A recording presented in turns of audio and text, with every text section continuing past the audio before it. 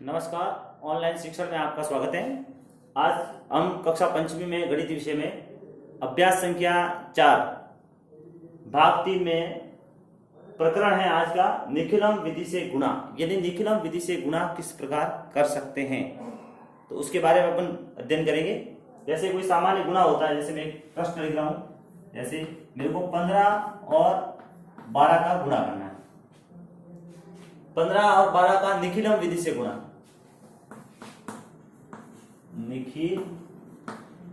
निखिलम गुणा।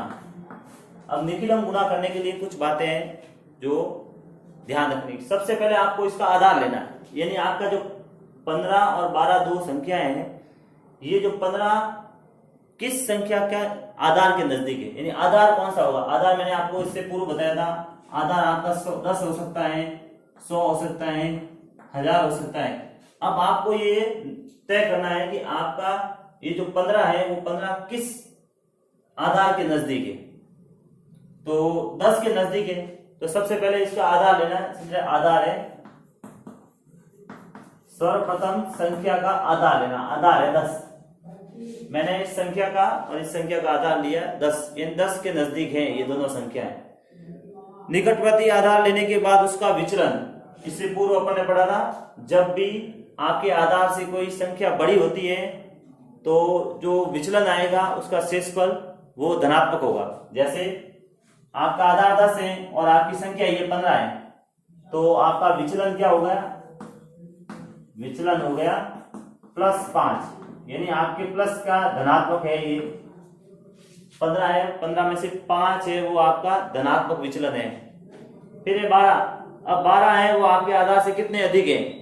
अगर अधिक है तो दोनों प्लस में ही आएगा, तो ये +2, ये दोनों विचलन आ गए। दो चीजें आ गई, आधार आ गया और विचलन आ गया। दो चीजें करने के बाद आपको क्या करना है, उसको व्यवस्थित जमाना। व्यवस्थित कैसे जमाते हैं, जैसे मैं बता रहा हूं, जैसे आप गुणा करते हैं तो आप लिखेंगे ऐसे 15 और ये 12। आपको 15 और 12 इस प्रकार लिखने के बाद आपका जो विचलन है उसके सामने, विचलन धनात्मक है तो +5, ये भी धनात्मक है तो +2, ये लिखना है इस प्रकार। यानी धनात्मक है तो प्लस आएगा यहाँ पर, अगर आपका ऋणात्मक होगा तो माइनस रहेगा। उसका एक बताएंगे आपको। अभी आपको ऐसे लिखना है, फिर आपको यहाँ एक तो ऐसे आड़ी लाइन और एक तिरछी लाइन ऐसे खींचनी है। अब आपको क्या करना है, इधर जो दाईं ओर है और ये बाईं ओर, दाईं ओर आपको क्या करना है, हमेशा जो संख्या होगी ना, अंक होंगे ना, उसका गुणा होगा। जैसे 5 का और 2 का गुणा होगा, तो मैं यहाँ लिख देता हूँ 5 × 2, 5 और 2 का गुणन हो गया 10। कितने आए, 10 आ गए। इधर गुणन संख्या प्लस का निशान दिखता है ना, वास्तव में करना आपको गुणा ही दो अंकों का। अब आपको यहाँ तिरक जोड़ करनी है। इसके बाद क्या है, तिरछी जोड़। आपको 15 में ये 2 जोड़ो, आपकी मर्जी 17 होंगे, या 12 में +5 करो तो भी 17 होंगे। यानी कैसे भी तिरक जोड़ कर, तिरछी जोड़, ऐसे जोड़ो या ऐसे जोड़ो। ऐसे जोड़ दिया तो गड़बड़ हो जाएगी, आपको तिरछा जोड़ करना। तो मैं 15 + 2 = 17 ऐसे लिख रहा हूं। 15 में मैंने 2 जोड़े तो 17 हो गए। अब इधर 17 है और इधर आपके 10 है। अब आपको करना क्या है, यहां जो भी अंक आता है वो एक ही होना चाहिए, क्योंकि अब आपका आधार है 10 है ना, तो आधार 10 में एक 0 होता है, तो इधर एक अंक होना चाहिए। अब इधर एक अंक नहीं है, 2 अंक है, तो आपको क्या करना है, ये पीछे वाला इकाई अंक नीचे उतार देना है 0, और इसको आपको आगे जोड़ना है ऐसे। इस एक को इस साथ में जोड़ेंगे तो 8 हो जाएंगे, और ये 1 का 1, आपका उत्तर आएगा वो होगा 180। ये जो प्रश्न था वो धनात्मक था। धनात्मक यानी आपका आधार से ये संख्याएं अधिक थी, विचलन धनात्मक आया था। अब आपके प्रश्न ऋणात्मक कैसे होगा, इसका भी बताएंगे। एक प्रश्न ऋणात्मक कर देते हैं, एक प्रश्न जैसे आपका 9 और 7 का गुणन करना है।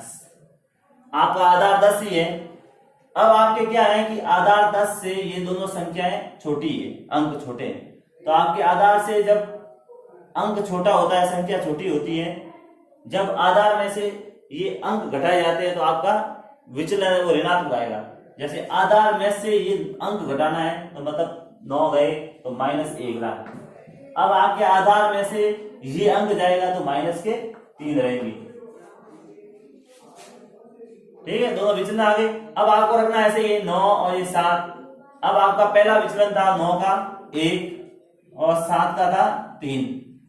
अब लाइन खींचनी आड़ी तिरछी और एक आड़ी तिरछी ऐसे। अब आपको करना है 1 का -1 का गुणा है -3 से करना है। ठीक है, आप सीधा ही गुणा करें क्योंकि माइनस माइनस का गुणा प्लस होता है, तो 3 एकम 3, उत्तर 3 ही आएंगे, यहाँ माइनस का निशान नहीं आएगा।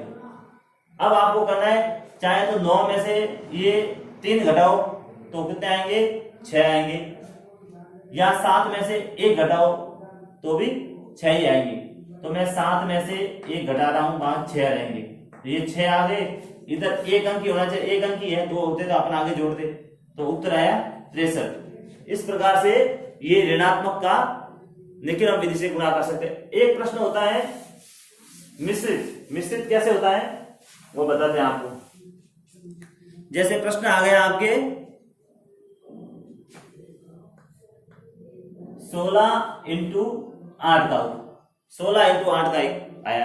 अब इसको करना है, इसमें विचलन लेना है। पहला जो संख्या है आपके आधार से बड़ी है, तो मतलब 16 है आपके आधार से बड़ी है, तो 16 जब आधार से बड़ी है तो आपका जो विचलन आएगा वो धनात्मक आएगा 6, इन्हें प्लस के 6 आएंगे, क्योंकि संख्या बड़ी है आधार छोटा है तो मतलब धनात्मक।